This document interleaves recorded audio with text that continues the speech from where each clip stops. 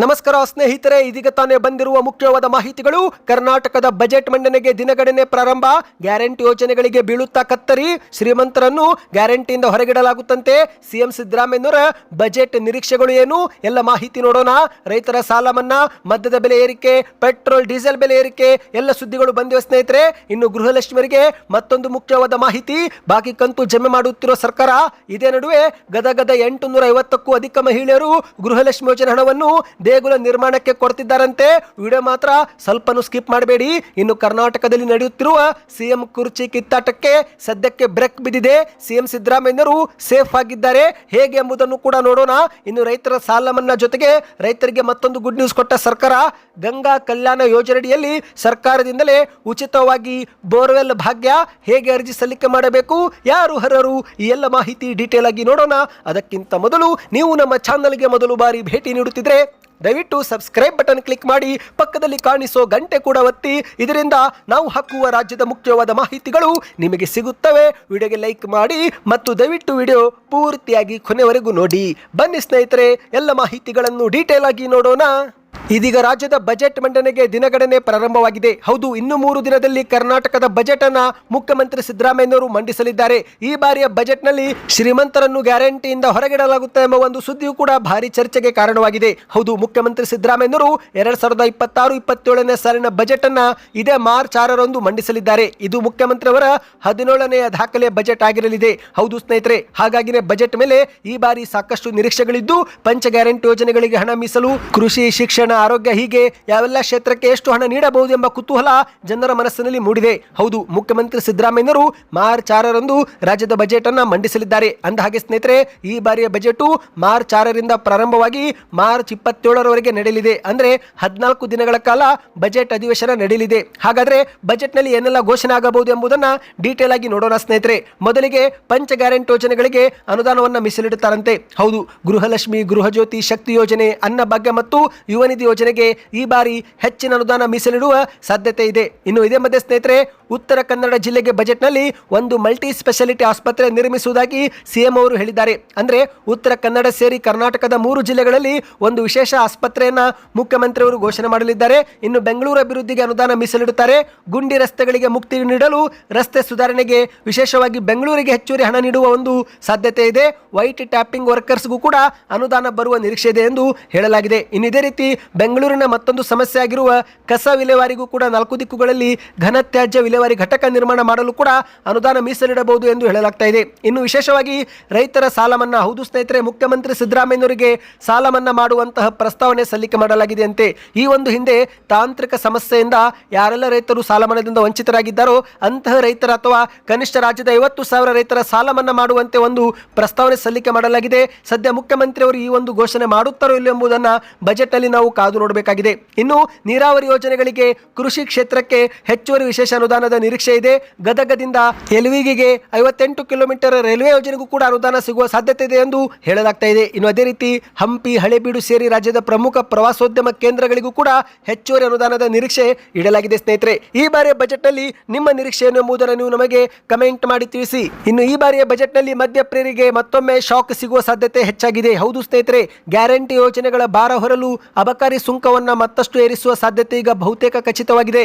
March 6ರಂದು ಮುಖ್ಯಮಂತ್ರಿ ಸಿದ್ದರಾಮಯ್ಯನವರು ಮಂಡಿಸಲಿರುವಂತಹ ಬಜೆಟ್ನಲ್ಲಿ ಮದ್ಯದ ದರವನ್ನು 10%ರಿಂದ 12% ಹೆಚ್ಚಿಗೆ ಮಾಡಲು ಈ ಒಂದು ಸಾಧ್ಯತೆ ಇದೆ ಎಂದು ಹೇಳಲಾಗ್ತಾ ಇದೆ. ಅಬಕಾರಿ ಇಲಾಖೆಗೆ ಈಗಾಗಲೇ ಈ ಒಂದು ಬೆಲೆ ಏರಿಕೆ ಮಾಡುವಂತೆ ಪ್ರಸ್ತಾವನೆಯೂ ಕೂಡ ಸಲ್ಲಿಕೆ ಮಾಡಲಾಗಿದೆ. ಅಂದಹಾಗೆ ಸ್ನೇಹಿತರೆ, ಕಳೆದ ಕೆಲವು ವರ್ಷಗಳಲ್ಲಿ ಸತತವಾಗಿ ಮದ್ಯದ ಬೆಲೆ ಏರಿಕೆ ಆಗುತ್ತಿದ್ದರೂ ಕೂಡ ಸರ್ಕಾರ ಇದುವರೆಗೆ ಆದಾಯ ಗುರಿ ಮುಟ್ಟಿಲ್ಲ. ಹಾಗಾಗಿ ಅನಿವಾರ್ಯವಾಗಿ ಮತ್ತೊಮ್ಮೆ ಬೆಲೆ ಏರಿಕೆ ಮಾಡಬಹುದು ಎಂದು ಹೇಳಲಾಗ್ತಾ ಇದೆ. ಇತ್ತ ಪೆಟ್ರೋಲ್ ಮತ್ತು ಡೀಸೆಲ್ ಬೆಲೆಯಲ್ಲೂ ಕೂಡ ಏರಿಕೆ ನಾವು ಈಗ ಕಾಣಬಹುದು ಸ್ನೇಹಿತರೆ. ಬಜೆಟ್ನಲ್ಲಿ ಮತ್ತೆ ಹೊಸದಾಗಿ ಸುಂಕ ಅಥವಾ ಈಗಿರುವ ಸುಂಕದಲ್ಲೇ ಏರಿಕೆ ಮಾಡುವ ಸಾಧ್ಯತೆ ಇದೆ ಎಂದು ಕೂಡ ಹೇಳಲಾಗ್ತಾ ಇದೆ.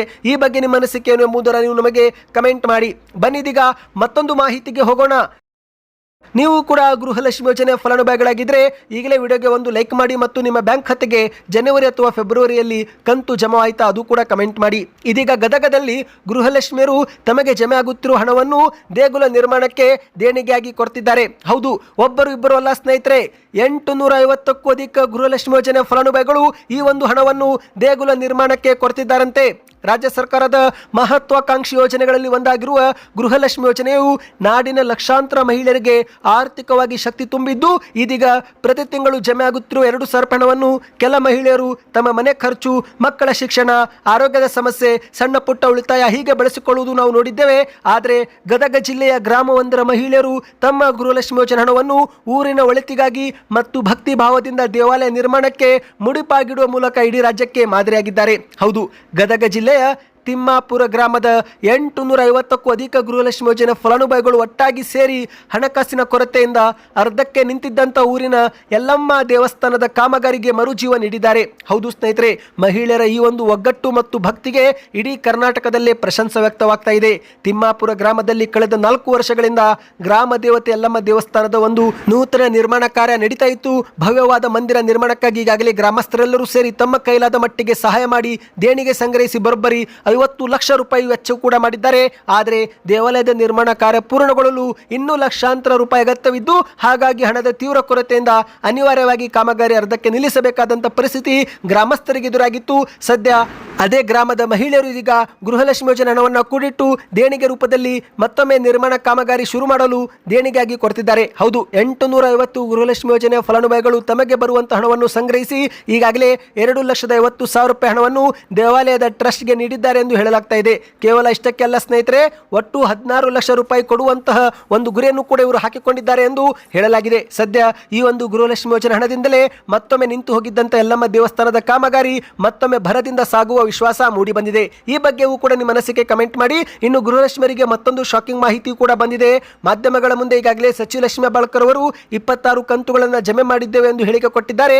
ಆದರೆ ಇದೀಗ ಗೃಹಲಕ್ಷ್ಮಿ ಯೋಜನೆ ಹಣ ದುರುಪಯೋಗ ಆಗಿರುವುದು ಕೂಡ ಗಮನಕ್ಕೆ ಬಂದಿದ್ದು, ಸತ್ತವರ ಹೆಸರಲ್ಲಿ ಯಾರೆಲ್ಲರಿಗೂ ಹಣ ಜಮಾ ಆಗಿದೆಯೋ ಅಂತವರಿಗೆ ಸರ್ಕಾರ ಶಾಕ್ ಕೊಡಲು ಮುಂದಾಗಿದೆ.